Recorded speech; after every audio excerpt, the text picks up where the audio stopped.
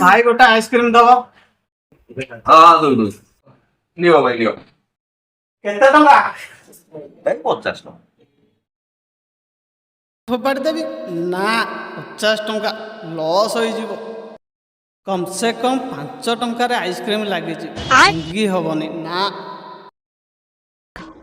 लेकिन ये साला कर क्या रहा है यहाँ पे? मनीष को शांति रे खोई पे दौना लेकिन एक सेकंड गुड़ा बहुत हरामी नाम खरा भाविले भावतु चाटी तो देवी आउ। हाँ भाई आ एते भाबनी मो चाटी दियो चाटी दियो तमे कागज चाटिया चक्कर रे तमे आइसक्रीम गलानी मेल्टे